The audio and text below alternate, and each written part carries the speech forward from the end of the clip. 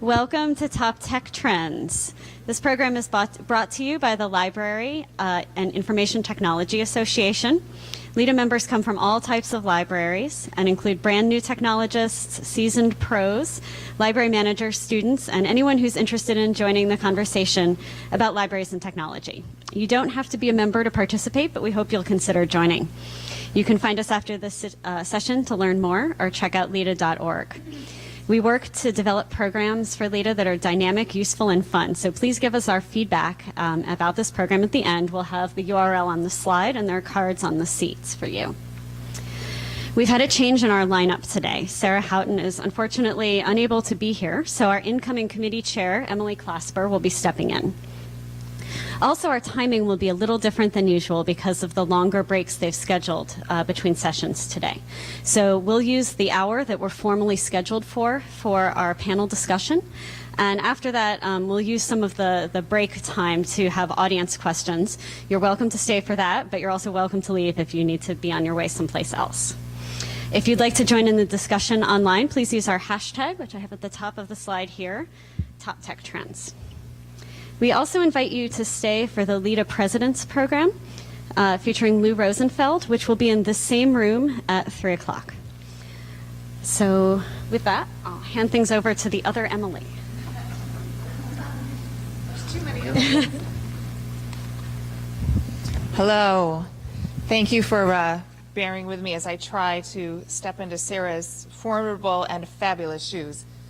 I'm Emily Clasper, and I'll be leading the discussion today.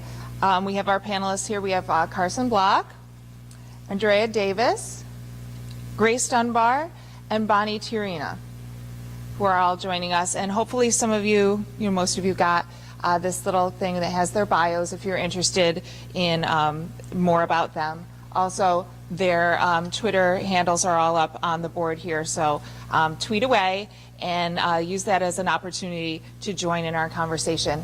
So each of our panelists today has been asked to prepare their thoughts on 2 technology trends that they see coming up and possibly impacting the library and information world in the next few years. So what we're going to do in terms of format is we're going to ask each of them to take 5 minutes to speak about one trend that they've prepared their thoughts on. We're going to take a few minutes for them to discuss and to comment on one another's trends. Then we'll do a second round of the same, where they talk about their second trend that they want to speak about. A little discussion, and after that we'll open things up to for participation and questions, commentary from the audience. Also, if you want to use the hashtag to ask a question because it's intimidating, or you just don't want to get up out of your seat, I don't blame you. We're happy to reiterate those questions as much as we can as well. So to get us started, Carson, would you like to start with yours? Thank you very much. All right. I think the trend that I'm seeing the most is actually a really cool trend with a very good twist. It's something that's invisible when it's working, and it's very visible when it's not, and that's our technology infrastructure in terms of connectivity. Infrastructure is sexy. We have to give it some love now. A little bit more love. Mainly because we've been concentrating really well on our external connections. We're actually making headway here with increased bandwidth in terms of our internet connections, our WAN connections, and really giving that some thought. As I travel around the country and work with folks, I'm seeing that they're not giving enough attention to scalable internal connections in both a wired sense and wireless. So it's a simple multiplier of what we need for Wi-Fi. That stuff. Count the things in your little pocket for your personal briefcase. We've got our mobile devices, we've got our fancy smart cameras or whatever, we've got wearables, and multiply that towards the papers that are walking into our doors. And then ask yourself a question: have we exceeded the capacity of our internal Wi-Fi yet? Or might we do it soon? The answer is yes. Yes, you probably have. And so one of the ways to address this, I think, is to make sure that we have scalable solutions inside. Now, copper wire is going to be ready anytime soon. We might not need as much of it, but we definitely need it We also need to, I think, make sure that we're investing in scalable Wi-Fi access points that don't require controllers, for instance. Controllerless technology so that you can actually respond and react to areas of density, and then if they're no longer dense, then we can move them. So we're not wasting our money, but we're more mobile in that case. This is only going to keep increasing, I think, under our internal connection demands because of the Internet of Things. We all have stuff that I also think that we're going to do lots more measurement inside of our there's going to be a velocity of opportunities to measure things that we're not measuring right now. And guess what it's going to want to talk to? Okay, this is not audience participation, but that's kind of wonderful. Fantastic. Should we just go down the line? Would that be all right? All right. I'm Andrea, and luckily it's all kind of sticks together. I'm interested in talking about RFID, radio frequency identification, and near-field communication and it links into that hardware, software, information mesh that we're seeing. I've been lucky to spend some time living abroad in Switzerland and spent some time traveling around Europe, and I've had an opportunity to see what libraries there have taken that step into installing RFID into their entire systems. And so I wanted to share a couple interesting cases that are looking at something different than using these systems for their self-checkout machines solely or security.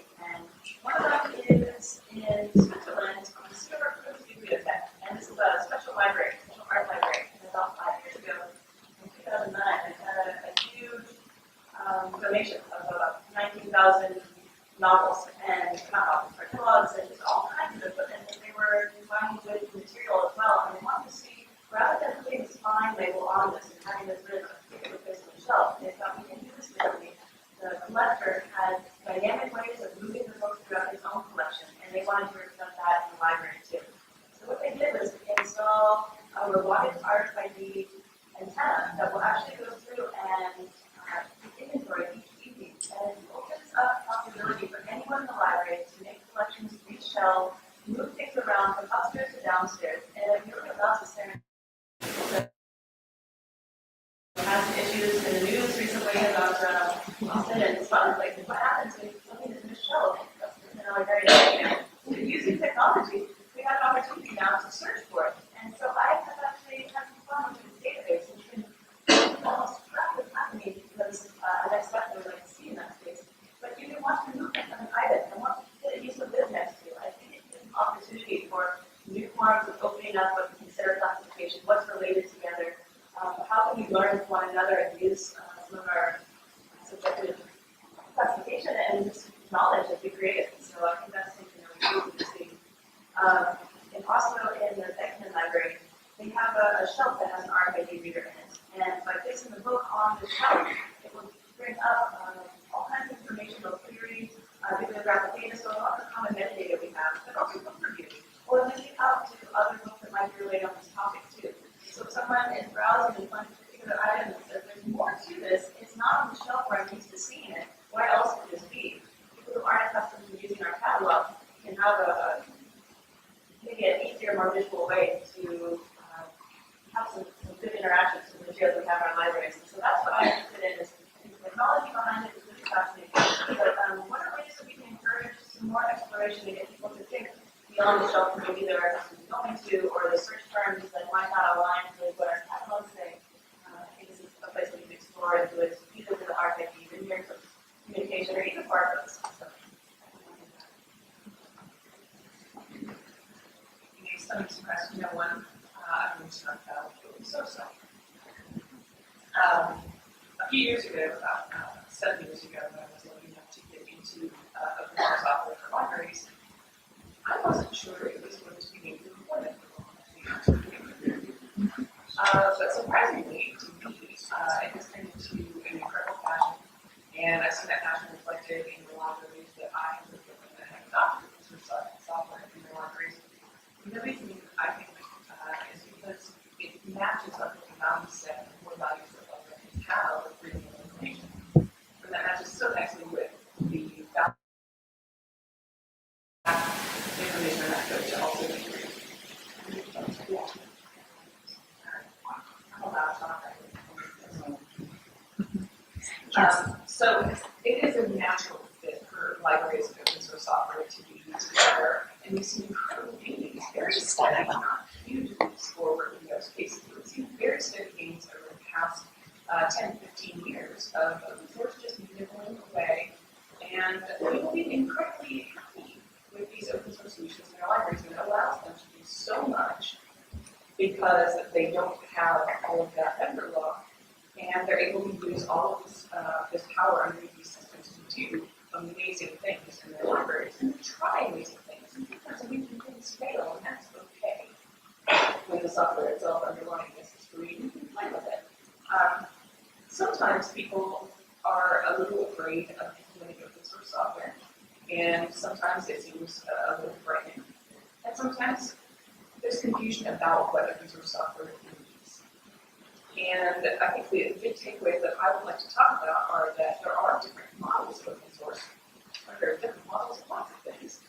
And in the open source world, we've got regular, what we would call regular open source. And that is the big one. Everything is open. The software is published, the code is completely available for people to use, to reuse, to change, and to contribute back into the community. There are other models like community storage that have slightly different flavor. The important thing on all of these different platforms is that they won't succeed unless they have three things.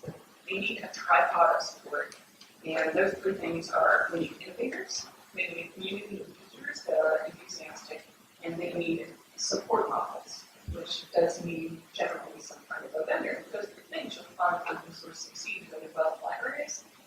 And the places where I've seen open source innovations fail, not actually to call out specifically, but a lot of academic libraries are great at turning out these fantastic little open source products. And we've got wonderful things we've done at Stanford, North Carolina, and all these different places.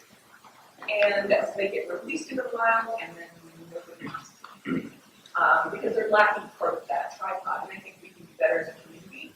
And I think that we can do better as librarians to adopt these things, get them into play, and leverage those to actually do more in our libraries. Because with less money going out for some of the licensing fees, we'll be able to hopefully do a little bit more innovative things. And just to be clear, I'll end with open source has an actual meaning. The word open does not. So you need to be clear when you're getting into a discussion about products. Open source has a specific meaning. The code is available. You don't have to pay for the APIs. You don't have to pay for the code. If you want to download it and use it, you can. Open is just a word.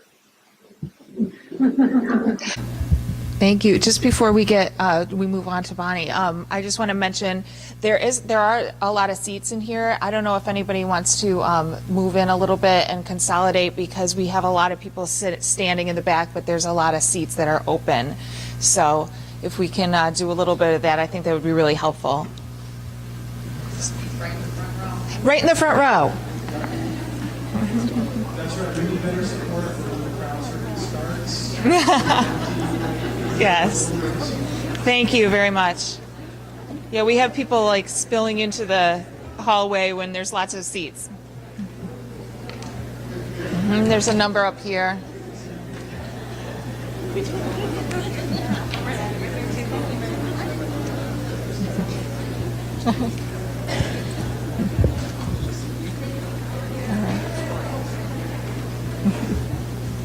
All right, sorry for the disruption. Bonnie, would you like to share? Okay, so hi everyone, I'm Bonnie. I represent libraries at the table of a think tank among scholars, lawyers, activists, journalists, policymakers. I get to hear what happens in their world, what concerns they have now, and what might be coming in the future, and then question the ways we're moving forward. So my tech trend is going to come from that lens. I'm actually going to talk about my second trend because I think it connects pretty well with what Martin said.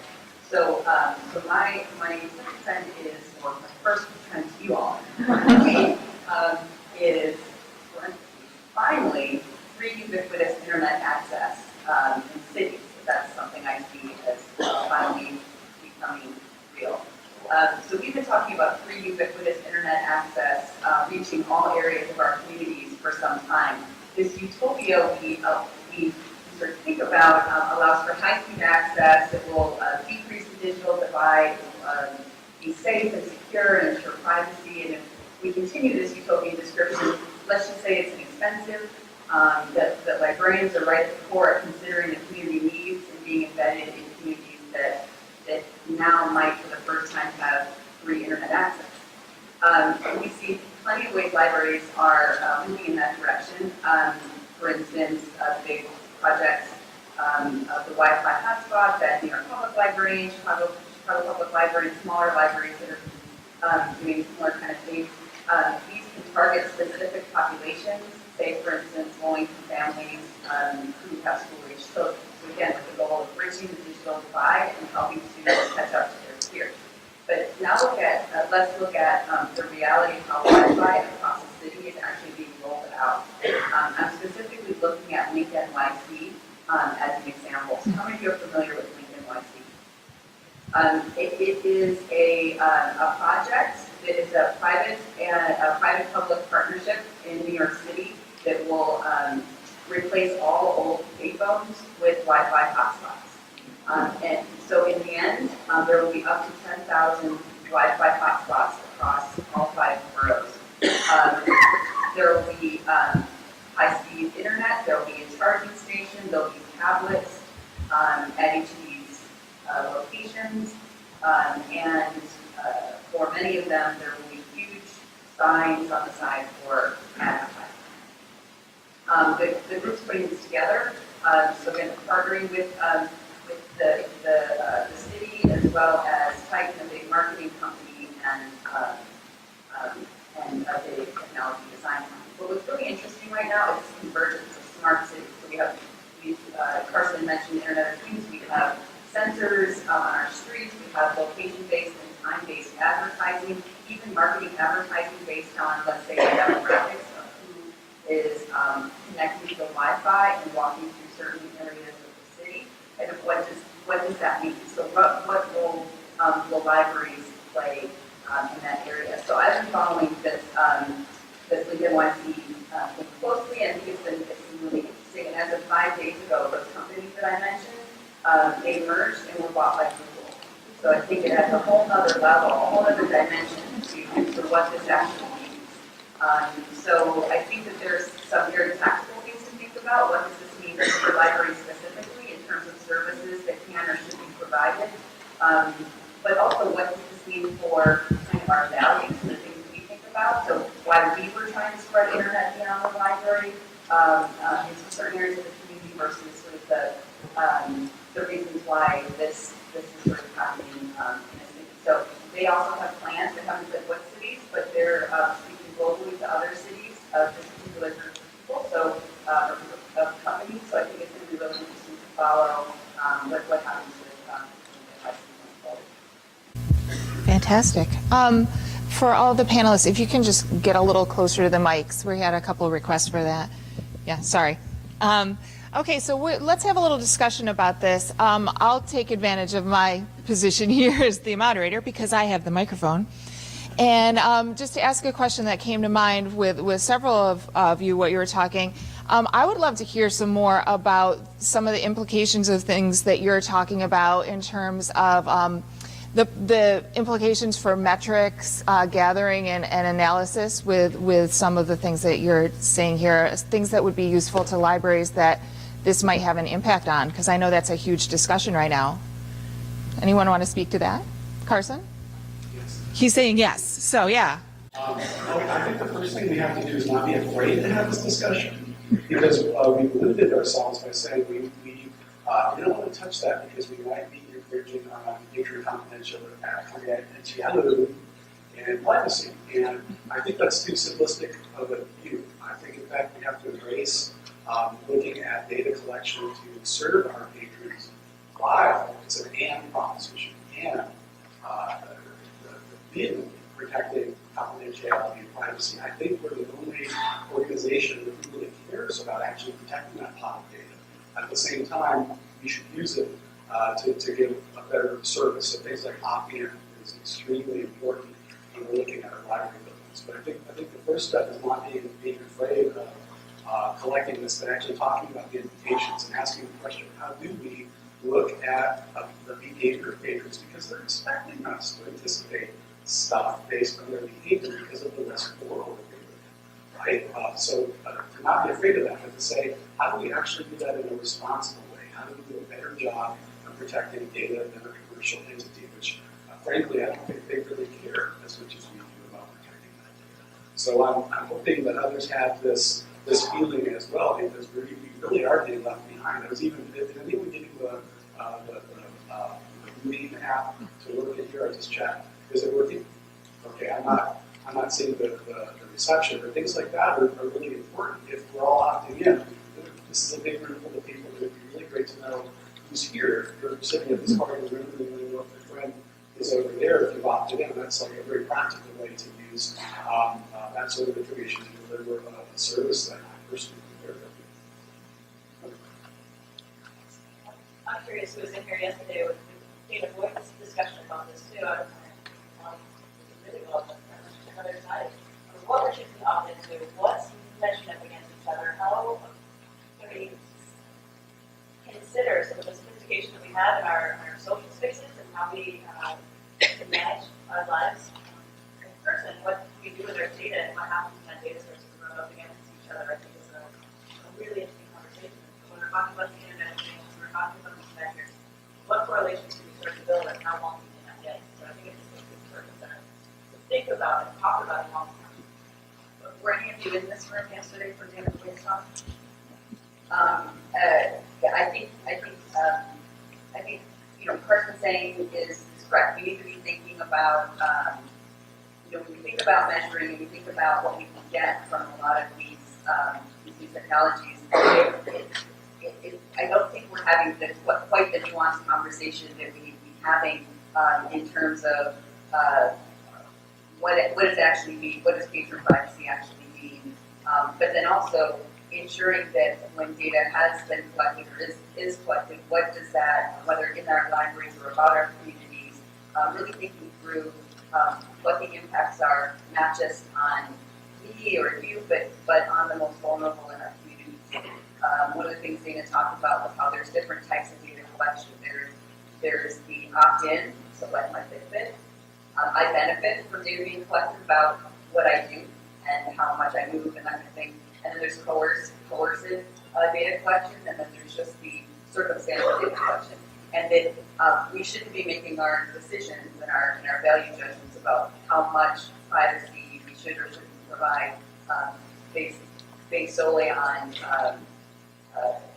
data that we can opt into or that that we have the privilege to kind of choose. So Which speaks nicely to what I'm going to say. I think that talking about metrics and analysis of data really begs the question whether or not you have access to the data. Do you have real access to your data through your ILS or through your PRN or whatever? You may not. It may not. You may not own that data, or you may have to pay to have access to it or the kind of access that you want. And it's an important thing. I suggest you go and figure out how you can use your data. If you don't know exactly where your data lives, cloud is looking. There's a server somewhere with your data on it. And if you don't know how that data is backed up and whether or not you own it and can get copies of it whenever you want, you should go and find that out. So that is the first step, is being able to access your data and utilize your data how you see fit. And once you have that, hopefully you can do things with it. And you can. There is certain ways you can anonymize data so you can still be tracking all of these things the person was talking about, and still adhere to patient privacy by removing some certain identifying pieces of information about people that aren't actually important to the data collection that you're trying to do. Wait, it's not really a cloud? Yeah, since afternoon in San Francisco, you know where your data is. Go ahead. If anyone's kind of interested in seeing as this is starting to build, it's one thing that we consume it, but to be out there as it's being created. O'Reilly just had a solid event in Fort Mesa a few days ago, and we were having the creators of the tools that they're using understanding the hardware, the software, how these things are going to start speaking to one another, the Internet of Things and what's happening after that. These things are happening in real time right now, and I think that's part of our goal as librarians is to keep our antenna and our ears up and be involved in this conversation in those spaces as they're happening, because the effects on society as we understand it are really long stretching, and sometimes those voices and those haves and have-nots are not always present at the table as it's being created. So it can be very utopian and very wonderful, and I think that's great, but some of this longer tail of who is affected and who may not have a chance to get on board needs to be discussed in those spaces as well. So I think we take turns and let one another know that something might be happening in your town and in your space. If you have a moment or an evening to go and listen and maybe ask a question when you're there, we can have these conversations not after the fact, but after. Any other thoughts? No? We're all thought out? Okay, let's move on then to our second round. Maybe this time we'll start with Bonnie and come down this way. Are we good? Yeah. All right, thanks. Okay, so broadly, my trend is about, parts of it said it's old with a new twist. I kind of see this one as similar in that way. Cross-sector collaboration that's happening with the purpose of being for good or to improve experiences and services. So I'll explain a little bit. I guess maybe the tweetable term would be like new types of cross-sector collaboration. So the information world we live in is creating opportunities in many sectors of society, including healthcare, education, journalism, civil society, and government. And over the past decade, new applications of data have improved services, transparency, and public access in each of these areas, but it's also led to missteps, concerns, and distrust. So I could talk about that in a lot of different areas, but I'm going to focus on data use and sharing. So come back to data, just to give you a taste of what I mean. And so I'm going to talk about 3 examples of this sort of cross-sector collaboration in terms of data sharing. So one area is that's emerging that I think is really interesting is an area of humanitarian organizations or human rights organizations. And it's sort of emerging responsible data questions for human rights and human security. So they're kind of working through right now, how do we talk across our organizations, especially in times of crisis, how much information is okay to share, how personalized that information that we can share, and at what point do we need to put what types of boundaries in terms of privacy or concerns for individuals in that kind of area. Well, at the same time, there's a lot of companies that want to be part of this data philanthropy as a way of sharing their data. Social media organizations and telecommunication companies want to share real-time information and data that they have that might actually help humanitarian organizations in maybe handling a crisis or analyzing how a project in a city or in a country, how it's affecting the community. So there's lots of kind of valuable stuff living in social media data. But what we're seeing is these very different sectors with different goals and different values and trying to figure out how to work together. So in that area, I have a fellow that I work with at Data and Society is trying to work on some of that, setting up some of these basic principles for how we work internally within human rights organizations, and then how they work with, say, Twitter or Facebook or Google, and what they expect from these companies in order for that to happen. So another example is then in the education world, where we see earlier this year released the student privacy principles.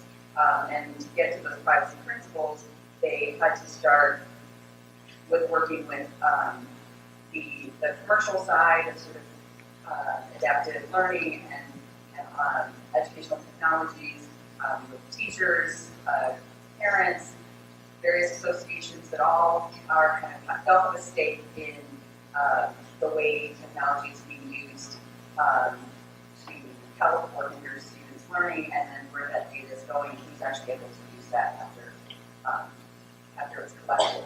So they created these principles, again, working across different sectors to figure out how to collaborate in a much more complex environment now. And we see some of that happening in libraries. We see the privacy committee, the subcommittee of Office of Intellectual Freedom, kind of working through principles for ebook vendors, and then we have the patient privacy principles group that's working right now on pulling together various stakeholders in our kind of information world that have different motivations and different value subjects, trying to figure out how it can be used and shared to improve services, and even whether or not libraries want to use and share that data or want vendors like that. So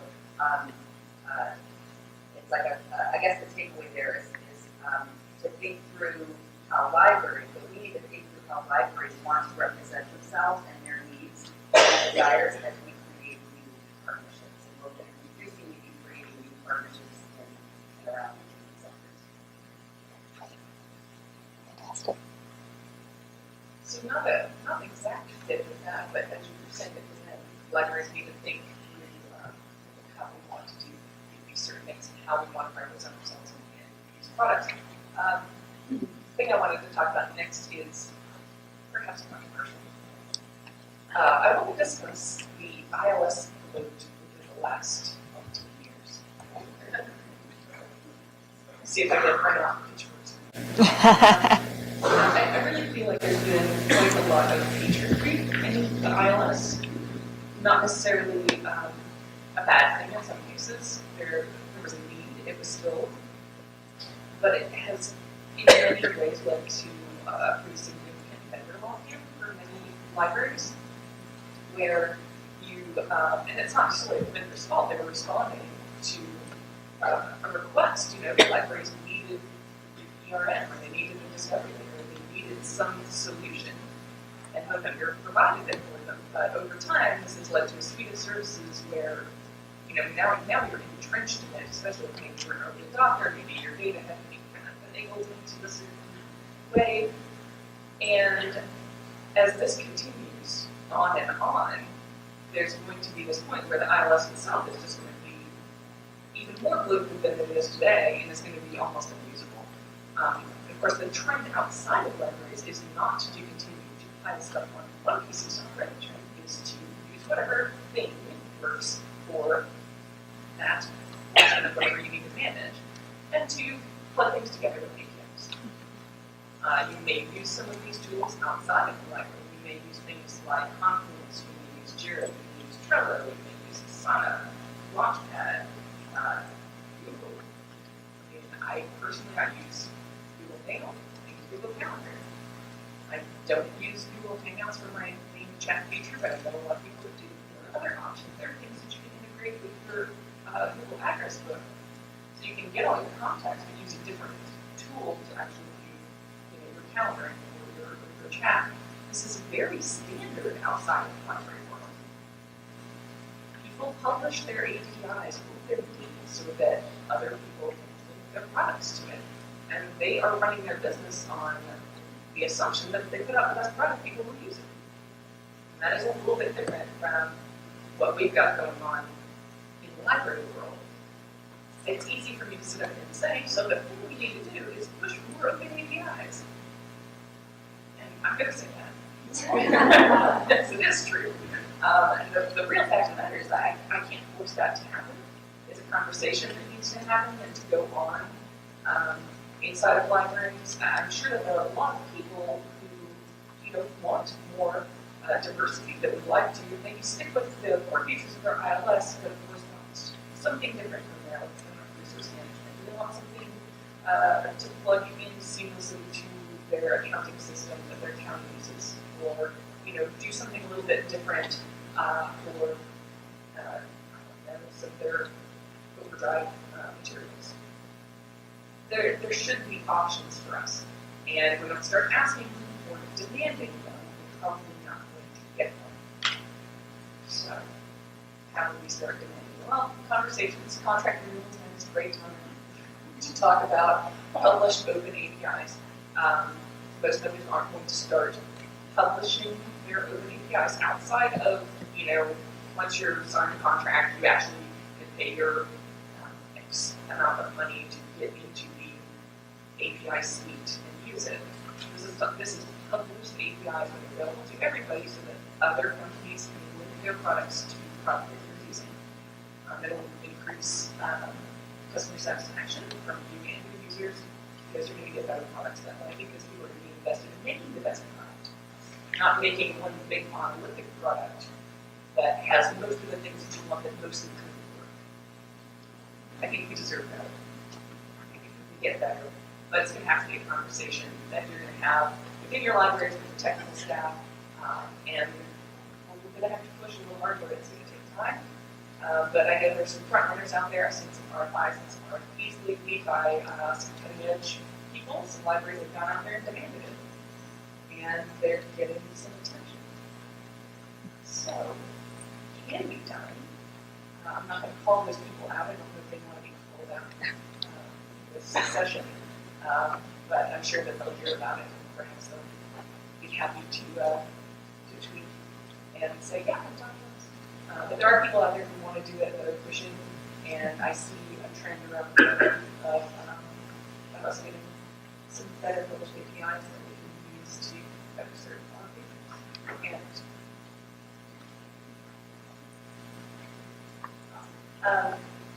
I'm going to take things in totally different directions. The line through here is going to be an oldie but a goodie, and it's coming back around again, and we're ready for it. So I would like to talk about the renaissance of podcasting, and something that we probably all remember from about 2007 when we gave up Laserdisc, and we're like, the next new thing, and it wasn't quite ready and ripe yet. So I know if we go back and we look at our literature, we've actually kind of worked around this already, but the technology has finally arrived and saturated, and I think we've reached our tipping point where we're ripe and ready for it. In fact, the Pew Research Center, has a fact sheet about podcasting that we're starting to see Knight Foundation granting $1 million for a podcasting network. I think it's indicators that we're ready for it, that, even within our peers, we're asking one another, oh, I listened to a great show the other day, what else are you listening to? We are starting to have all of the tools and easy access points in our mobile devices, on our computers, you're listening to them in the cars. So in terms of consumption, people are ready for it. So as libraries, we want to talk about how do we provide information to our users. Is this not one more form of a serial? This is not material that's being created. There's amazing historical information, technological comedy, storytelling. This is amazing content that's coming out regularly. And so in libraries, I'm curious who out there is starting to collect this. Are we relying on the networks? Are we relying on iTunes to be holding on to this, or Stitcher? So I think we have a role in this place. So that's one point on it. The other point, as we just get happier about it, is maybe it's a great time to start building some partnerships with those successful producers. Are they looking for new shelf content? Do they have some ideas? Can they come into our libraries and look at our wealth of resources and maybe start learning a little bit about, oh, you're interested in this topic? We have a huge archive on this. Or we have a really active group that's been studying this and talking about this for a really long amount of time. So I think that's something that we can be working on, and maybe that's some PSA material. We can get people interested in coming into the libraries because they've heard a show about a particular topic. Why not come in and learn some more about it and see where that can go? And then if we typically think about the library as creators, it is easier and easier now to create and edit audio. I use the voice memo on my phone all the time to record snippets, and you can do as small as a 3-minute edit, or you can turn a computer workstation for just $100, $200 of equipment, microphones, headphones. We have open source tools now like Audacity and a slew of audio editing software out there. This can be the audio suites that we're seeing our Team Centers are wonderful, but this could be open to senior citizens. It can be intergenerational, really interesting activity. And now that we know there's hungry people out there looking for more content, why not help our patrons share what they're learning? And that might be a great time to kind of sneak in, but help these people with sugar of information literacy and how to give proper attribution, and how to do citation, how to point. And we were having a conversation about this the other day. I'm not sure if I can give an audio attribution. You put footnotes as you're saying it, and you do air quotes around. You know what you're talking about? This is really interesting. We layer this and embed it in SoundCloud and say this is right on my source. So there's some interesting ways that we can measure what our technology is doing. So I'm kind of excited about this audio audio resurgence. I think it's a neat space to I love that healthy, it's a healthy spoonful of sugar. Info literacy, that's Somebody tweet that. yeah, that should be like a hashtag. That's good, especially. And ours is actually really related. I wanted to talk about innovation communities that are coming up, founded around the library. And we know the famous examples, and I think that there's some in this room as well. Like Chattanooga is a huge place. And I think the best ones are the ones that are not about the stuff. The stuff is secondarily, but the stuff is sometimes the first thing that we tend to think about. So when we're talking about, when I say innovation community, let's say we're going to have a makerspace, right? The word makerspace, and one of the connotations that comes up is, oh, we're going to put 3D printer and laser cutters, and we're going to fill it full of stuff. Well, the stuff is cool, but what happens with the stuff is actually very how is that connected to a community change, something that's unique? Because libraries are like little snowflakes, and in a positive sense. Great libraries are hyper-local, reflective of actual need in the community. And they briefly within my 5 minutes, I promise, I'm going to tell 3 stories. Okay, we'll see. Of this yes. I just lied, didn't I? 2 stories of 2 places that I think have done remarkable jobs of connecting to that. One is a very, very small library in a very rural area where I won't say where, but it's where the activities for most of the parents have to do with addiction, with drug and alcohol abuse and problems. The librarian there, in the small space that she had, got a 3D printer, not for the snazzy part of that, but to create an option for the children in that community to do something different and to learn something. So she created in this the tiniest spot, created a curriculum that the kids had to go through, where they're actually building their skills, creating a pride of being able to do something, to accomplish something. And one of her success stories is a young lady who's using the 3D modeling software to create people. Okay, so this young person is learning something that's transferable. It's not something that's available there. This is not in a spectacular place. You're not going to see a write-up of this in a national magazine or blog. This is someone in the community saying, that's the need. I see how I can make that tool make a difference for the people that I'm serving. And that's what I want to encourage all of you to do, because everyone here is smart enough to do that. We're smart enough to know that a technology solution is actually not hard anymore. You have lots of options with technology. What's still hard is what is it that we want to change, what we want to improve. And that's the thing to really dig down into. And then we can come up with a lot of awesome solutions. Another option for places that are bigger is to go to the next step and working with a community. It's actually in my hometown. I don't have to travel to do this. I can walk across the street. We're looking at the old Carnegie building in our community, the old Carnegie Library, as an innovation center. On this side of Fort Collins, Colorado, we've got things going on with the business community. We have things going on with the arts community. We're asking the question, how do we create a place that revitalizes both in a way where there's crossover, where these collisions, social collisions happen between startup thinkers, entrepreneurs, and artists. And there's this crossover, this feeding of great ideas and great energy to create something more. Again, we're going to fill it with stuff, the stuff that they need. Infrastructure is one of them, creating connectivity and power. But the main thing that we're doing is how do we get the right element in there? But it's like cooking like awesome gumbo or something. You get the right ingredients and then give it the right amount of heat, the right amount of time. This is delicious. So that's what we're working on there. And then we're adding the spices on top of the tech, right? And the tech's actually going to be easy. The hard thing is getting the community members together to talk about what they want if they need, because they often wrap up the solution with a game to get a solution. So the things like, oh, we need, I need a 3D printer. It's like, well, what are you going to do with it? The real question is what impacts are you going to have with that? That's been the hardest part of the conversation and the most rewarding. And selfishly, like I say, it's easy because once you withdraw that pain, you can just like go on more and more. So, Great, great. It's interesting to see that as different as these trends seem, there's the kind of, I feel like there's a kind of a thread about partnerships and the exciting potential for that throughout all of them. That's really interesting. So would you like to react to one another's trends a little bit? Or no? I doubt that. Okay. You're lying again. Grace, a round of applause to you because I think for a lot of people in this room too, dismantling the ILS in a way that we can use it. I'm not anti-offensive. I'm so happy we have great library members that are doing a good job. But we've spent so long building our business processes around systems that don't fit. What we need to have is the opportunity to select systems that look like our business processes because we're so different. And so I feel stronger about that. I think that we need to talk to our members and say, I love what you're doing in areas X and Y, and I hate what you're doing in these other areas.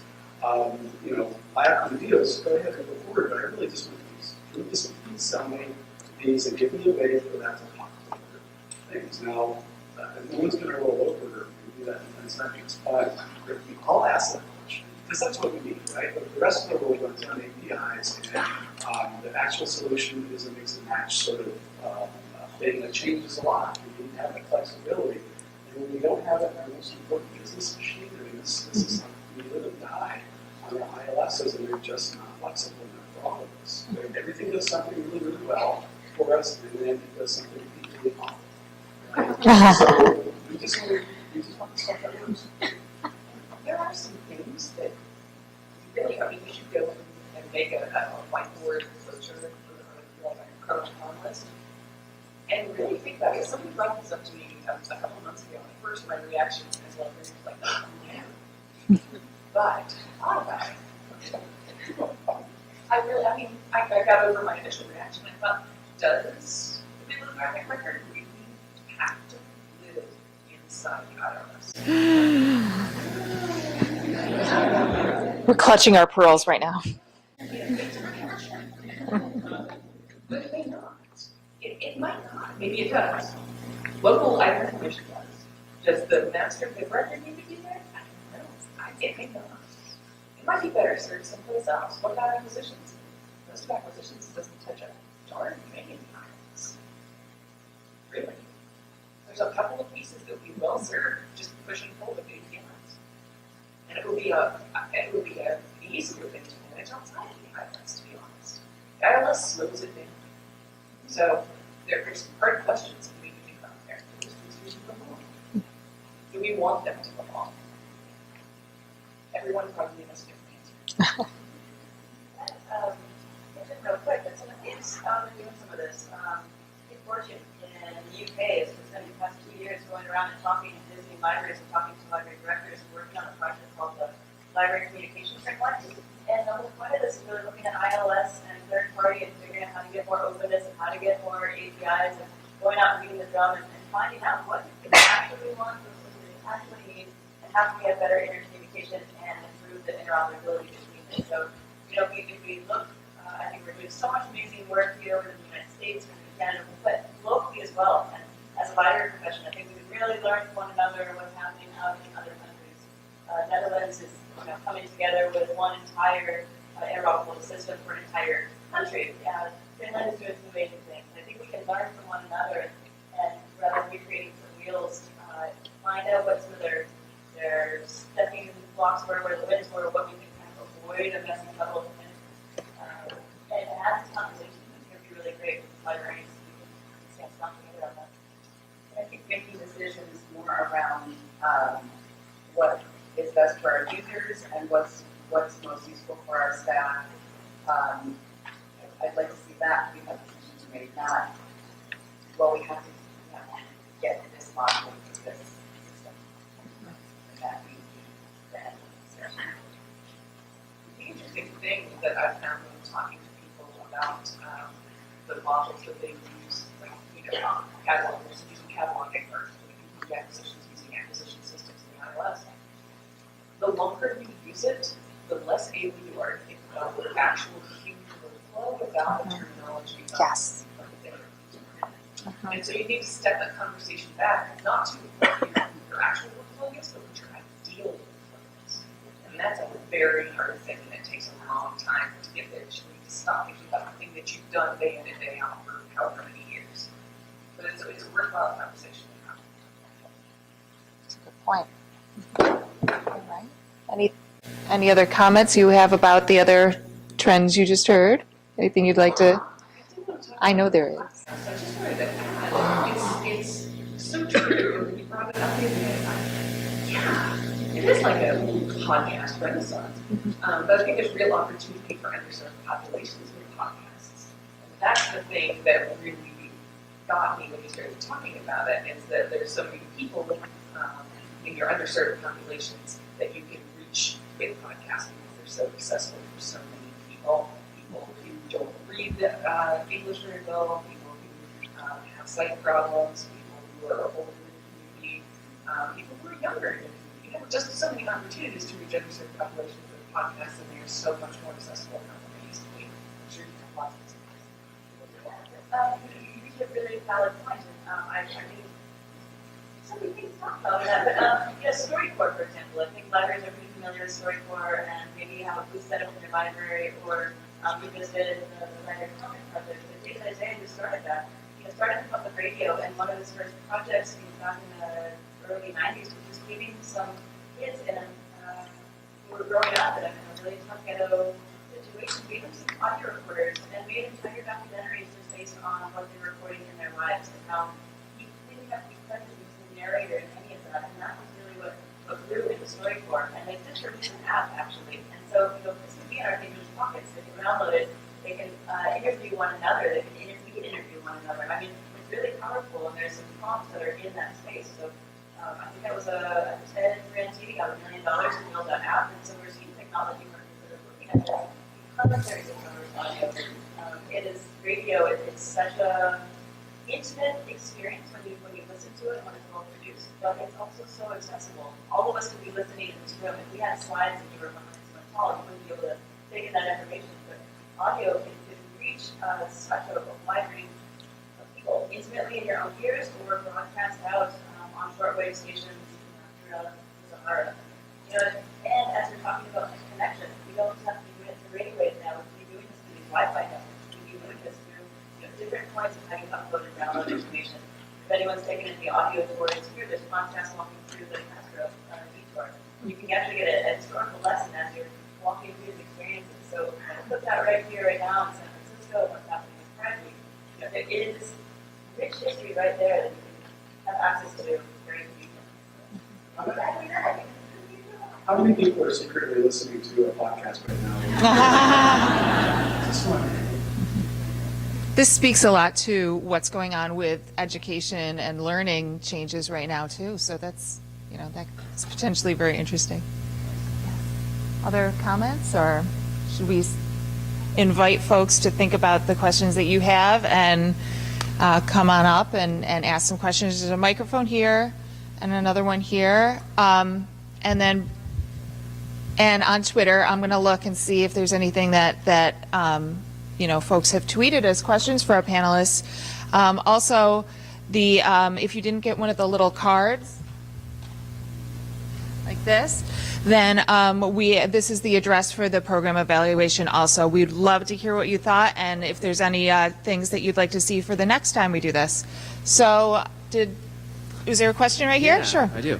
Hold on just a second.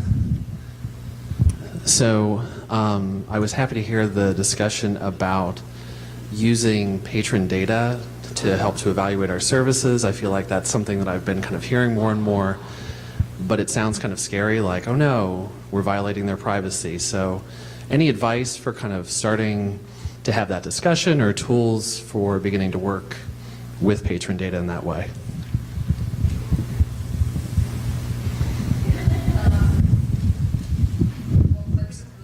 I think it's kind of complicated. I think it kind of needs to start at like a bit of a policy level. So having the right partners within your library is really important place to start. So I know a lot of libraries I've talked to, they're starting to rewrite or rethink their patron privacy policy, because what it meant for libraries for privacy 20 years ago is totally different than what it is now. And then because also some of that is hyper-local, I think that the conversations need to come there. I also think it's important the conversations don't just happen with people who are necessarily directly working with technology. So, for instance, I think you need to have, yes, your technologists, your marketing and communication folks as part of those discussions, yes, your legal counsel, but there needs to be, what is unique about libraries is our value set, especially around issues around privacy. And I think it's important to make sure that there are people in the room that have that connection to librarianship, not just doing the sort of technical or legal work around it, and thinking about policy. Bonnie, I think the process is excellent, and I think in those discussions, especially around making sure it's a diverse group looking at this, is a big sign that says we are trusted. Don't screw that up. Right? Because that's the bottom line. That's the biggest asset that we have as institutions, is that we're a place of trust, and we need to remember that as we're going forward. So not just the legal things, or not just our personal definition of trust, but asking yourself, would a piece of data be trustworthy? And the other thing I think is really practical, is what are we collecting? Are we actually collecting something that's useful to provide a service, or are we just collecting stuff? I mean, I'm surprised that how many people don't count something. Yeah, exactly. Starting similar to what you were saying before, starting with what is it that we're trying to get at in the end, and the meaning of what we're trying to get and the intention behind it. I think it's an important thing to consider when thinking about it. We good? All right, next question. Hi. Well, Matt Timberlake with Multnomah County Library, and it really resonated for me when you were talking about libraries not being terribly well served by their ILS vendors in many ways. And you mentioned talking to your technical people, and as the technical guy for my library, I can tell you that we know, we're often, I won't use the word appalled, but we are often on the front lines fighting to get a more modern stack for our libraries that is open, that leverages open technologies. So I would say, instead of just saying talk to your technology people or in your library, it seems to me that libraries really need to begin to act in concert, and Lita seems like an excellent organization to perhaps get that going, because that conversation's been happening for a long time. Since I started working for libraries, they've been begging for more APIs, and they've been promised, but vendors have a very vested interest in a closed stack. So there's that. And then, but also, I came in a little late. I'm wondering if you guys have talked about BibFrame and what that might mean as a technology trend. Right now, if you search for Molly Brown Cookbook, Denver Public Library's catalog entry beats Amazon to get that book. To me, as a technology guy, that's extraordinary, and especially with the struggles we have around discovery layers, et cetera, I'm wondering if you guys could speak to that at all. Thanks.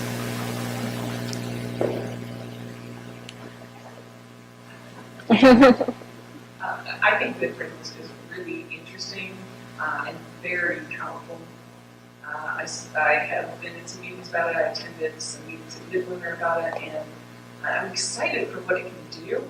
I think there's some things that are shaking out now about how it's going to be implemented. I know there's some prototype libraries going forward with it. So I believe there's somebody going forward with it in production for a few hundred books, and I'm forgotten who that was. So I apologize for that. It'd be interesting to see to be honest, how the vendor situation shakes out, and that goes back to my the success of a project, particularly open source, needs kind of the tripod, right? You need some vendors supporting it, and you've got to have some community people that are interested in pushing it forward, and then of course you've got to have the innovators who are actually pushing it forward. I think that has all three. So vending is going to change a lot of things is if those three groups of people are all on the same path. And that's the thing that I'm not entirely sure has manifested itself entirely for me, is whether or not those three groups all are, going towards the same goal.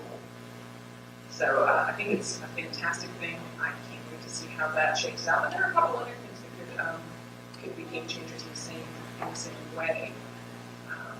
So we'll see which one. Is it going to be VHS or Betamax? I think that's the biggest challenge is that because we really are siloed. As open as we are in so many ways, it's very hard for us to find that focal point together at reason because we go back, we're at the conference and we say, you've got a common problem, let's get to work. And then I'll go back and go, oh wait, I've got this stuff at home, I gotta take care of it. So I think, thinking through how can we be more agile outside of the conference, because this is where the stuff happens, it's between conferences. I don't know about you, I don't get anything at the conference, but the idea is that having a way to actually continue those conversations is probably our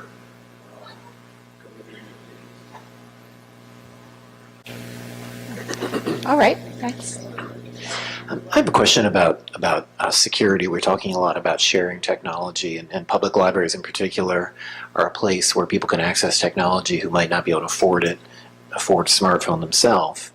And one thing we see a lot in public libraries is people using equipment that doesn't belong to them, or libraries provide devices and equipment.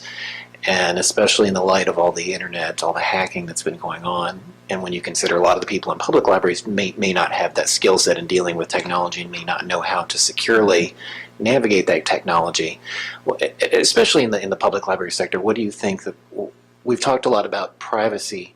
What do you think about security? What direction do you think security is going in this discussion we're having? Great question. I think as I'm just going to jump on this one. Yeah. I think that we, in a curriculum sense, we have to kind of overhaul what's happening in our library programs. I'm a technologist, right? So I don't have that background or that culture. But I'm surprised at what people don't know coming out of library school in terms of the basic tool sets, right? Like this has to be secure. And I think that with formal training programs, there needs to be an IT component. I don't know if that excites you. But just the basics. I'm teaching Texas librarians a very basic course how to understand their networks, how to diagram your network, how the pieces go together, and they come in a little bit thinking, I don't think that I'm going to like this. This is going to really suck. And they walk out feeling powerful because they logged onto a simple router, you've broken it, and they fixed it all within one day, and they realize it's not that big a deal. Now they can go back to their communities, work with people, their technology people who have different skill levels as well, and be able to have a conversation with them and to do that. I find that as librarians, if you don't have a basic sense of how these capabilities fit together, how do you make decisions about them? You might be interested in others. So I think part of that is formal education, and lacking that, all of the informal education we can get around topics like line drawing that are essential. I want to hijack something just briefly that Carson said, that there's not enough technology focus in library school. A wonderful colleague of mine, Jenny Rosnopper, did some great research and presentation on, I believe it wasn't it our $50,000 problem? It was called about the library degree. And some of the studies that she did show that one thing people wanted coming out of library school was more programming and more technology infrastructure in the curriculum, and they were getting it. And no one seems to be doing anything about that. It's a really good research, and it's a great thing. So I can put you.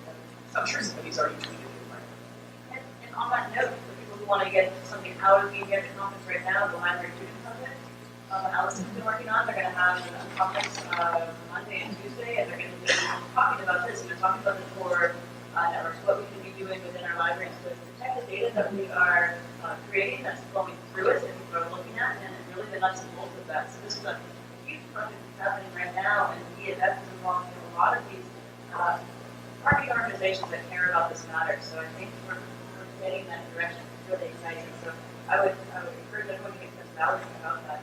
I have Twitter right now, someone can find those things.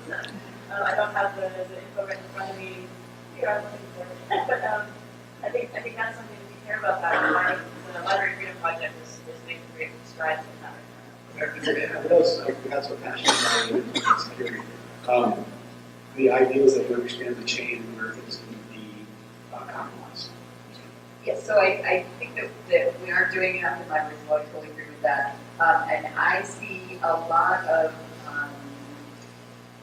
work within librarians, individual librarians often, that are trying to kind of raise the skills of people that they can reach. So Alison Peter's project, her 920 project, the Library Freedom Project is a good example.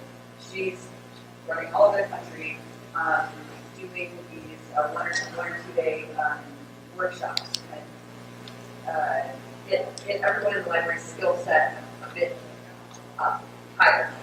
We in New York, I'm working with the Open Technology Institute of the American Foundation and working with Public Library and Data and Society to do something like that, but for 600 librarians across New York. So we're trying to create a comprehensive curriculum for educating librarians and frontline staff on understanding technological infrastructure, understanding kind of how information and data flows, with the idea that they can help their patrons if they just understand some of this stuff better. My part of that, I'm a left grant, is to then build some sort of an online resource.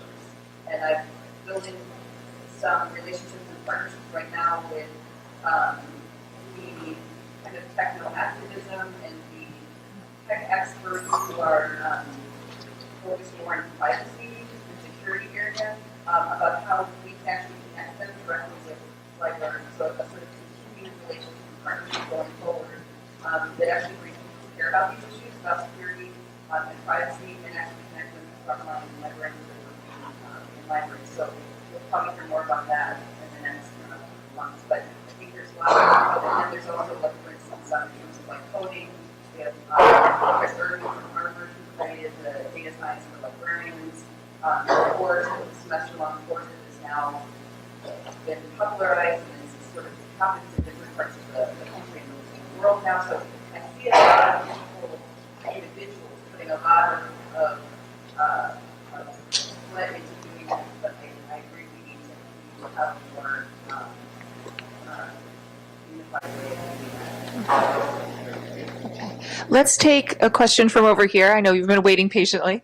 It's okay. It's actually directly related to what you guys Perfect, have been then. speaking about. Let's hear It's it. sort of a comment, but I would like feedback on it. So I'm actually a current student at the University of Pittsburgh, and my question has to do with the fact that curriculum right now does not reflect current technology trends or even current technology culture, which I think is a really difficult place to be in because we're supposed to be trained to work for the next, 20, 30 years, and we're not being prepared adequately. Like, at most, we're given a class that teaches us how to be familiar with HTML, which we should have learned like 20 years ago.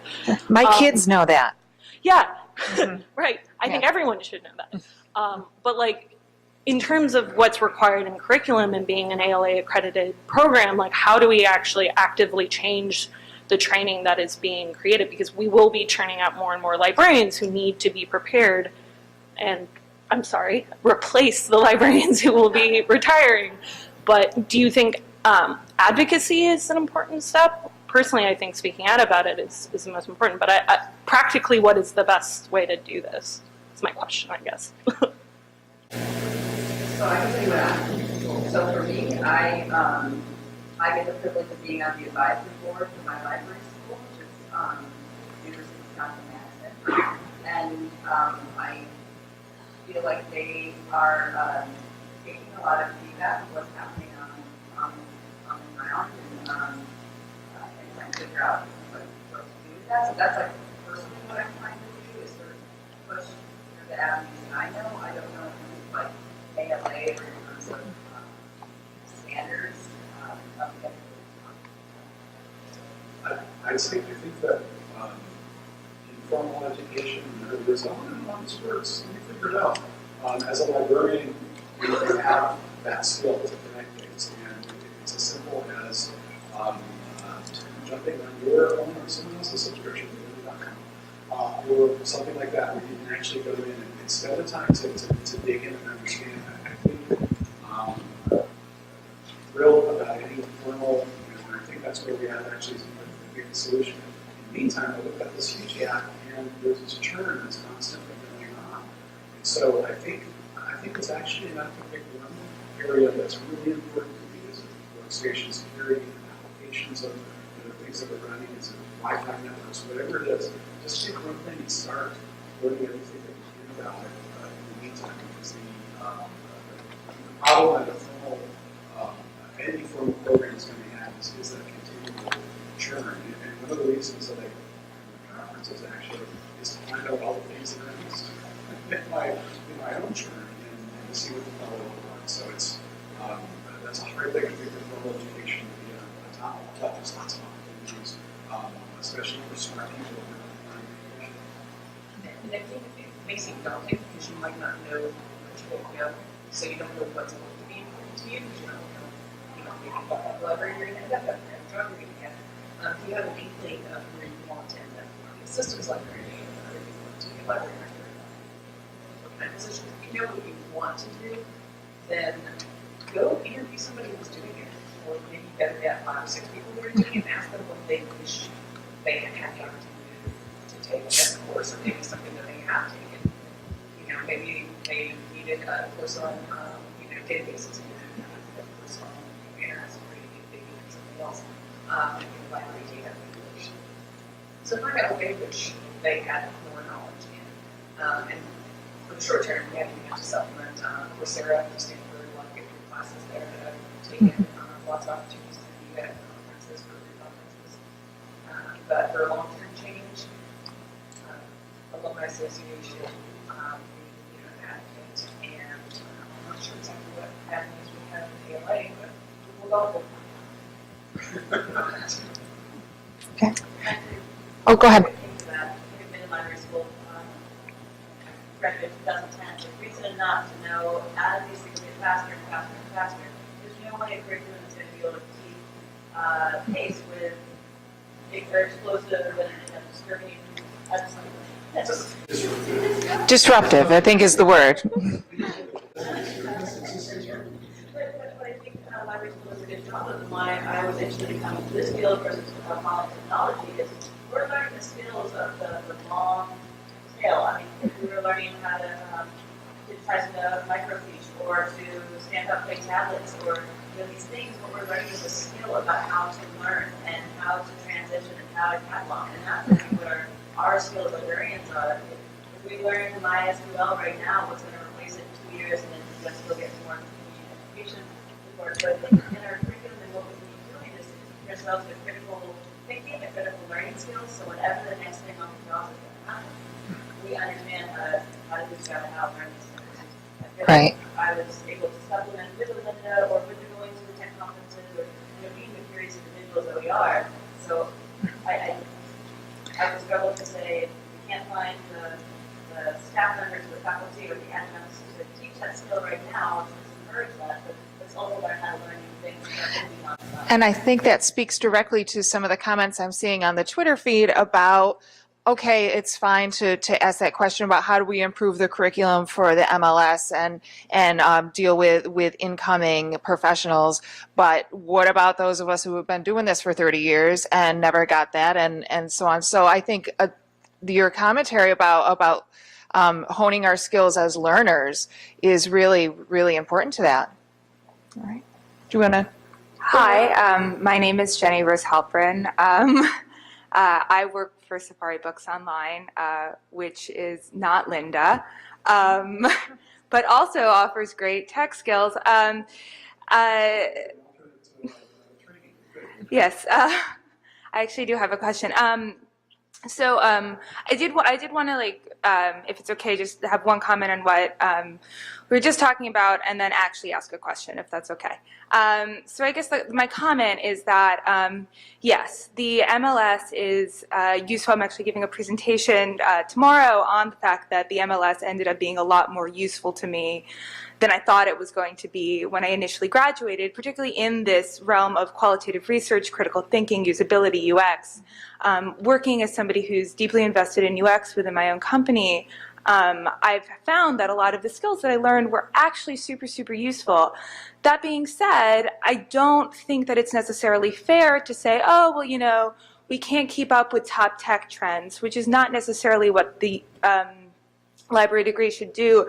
And I do think that advocacy, and particularly advocacy as alumni, is an incredibly useful thing. But I don't think it's very fair to people who are paying $50,000 for a 2-year degree to say, oh, you should just find it out on your own. I don't think that's fair. So that's, you know, as it gets more and more expensive and there are less opportunities for scholarships and financial support. So that's one thing, is class is a huge issue within libraries, and I think it's often ignored in favor of saying, well, it's kind of always been this way.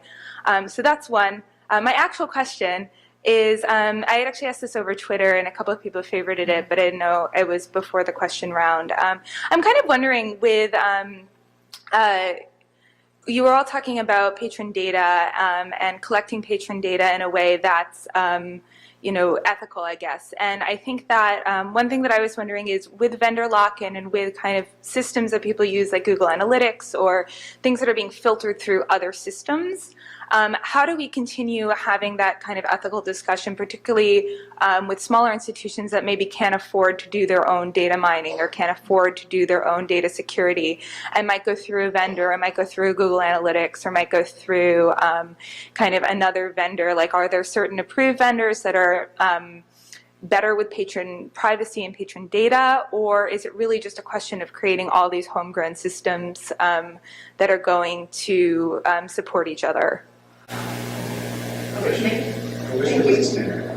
Thank you for that question. Great question. Because I think that is the question.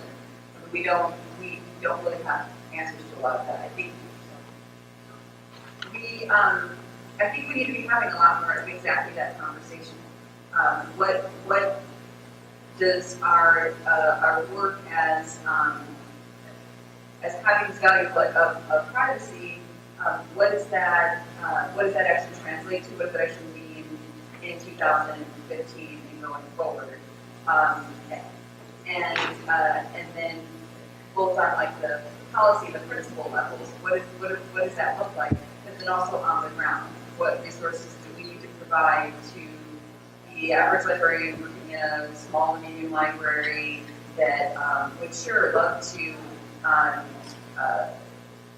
say that they are either ensuring the privacy of their users, their patients' information, or that they're kind of part of the solution to some of this stuff.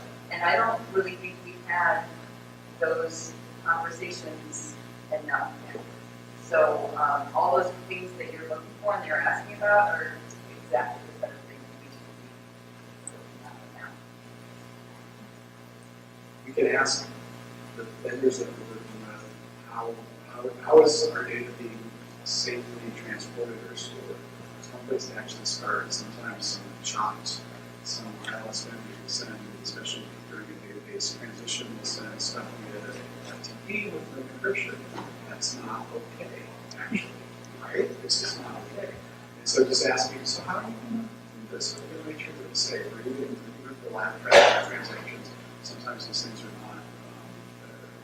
not safe even within the network. I don't hear enough people like it's an issue with siloing with working with vendors. Oftentimes they don't ask folks for network environment. So they don't even know what's going on. So I think we have to be active in just asking the questions. If we can ask the right questions back, we can have some comments. But the framework thing is more complex because we don't it's all of us belong to the group. So, right. So what does it mean? How are we not how do we not even have that conflict of values versus or privacy versus useful analytics and all that kind of stuff. And I know discussions are happening in various companies, but I don't really feel like we, as a profession, are really trying to work through the uncomfortable complexities of it. I'm part of this NISO privacy principles group that's meeting on Monday and Tuesday. The goal of that is that we've had these intensive 3-hour virtual meetings. We have 4 of them leading up to ALA in preparation for coming up with a set of principles. And I think we participated, we're supposed to kind of represent all these different stakeholders working within or outside of libraries. What I've often seen on these phone calls and these discussions is a lot more disagreement and debate happening between the librarians, which makes perfect sense because I don't think we've had that conversation with the librarianship about where we stand, and then so then we're actually going to these meetings that are supposed to be about all these different stakeholders figuring out what are our principles around this. The librarians are actually the ones that I think are the most. Yeah, they're sort of structured and the most sort of conflicted because it's bigger than just like a business decision. It's like about our values and but yet it's also about access to information and being able to provide services that are useful for our users to analyze the companies. So it's like there's all these kind of trade-offs, and I think it's a big enough question that we can't just skip that whole process of working on what that means for us. We get tricky for people to think about data and privacy and a lot of these notions, but I'm wondering, as the general public has gotten accustomed to the conversations around organic or around genetically modified food, these are discussions that have had terminology that they can ask questions. Where did this come from? How has it been handled from the start to the end? And we're thinking about our data also as not a commodity, but it's becoming a tangible thing. It's not just a notion or a thought. Can we learn from some of these other conversations that might be a little bit further? Where's the infighting happening? Did it agriculture? Where's it happening in the distribution? How long does it take for an organic banana to get from point A to point B versus a hothouse tomato or something else? These are, I think we have to learn from those conversations. How's the general public learning to ask what is this? Where did it come from? Is it safe for me to consume? Is it safe for me to participate in? Are there long-term effects of this? And so we think about our data and how we're handling them. That might be a way to kind of help people around the I think I'm being asked to wrap it up. Do we have a quick question? Because you've been waiting so patiently. More suggestions for you. I am an adjunct at one of the library schools, which I will not identify publicly. You might not realize how untech savvy so many of the students are.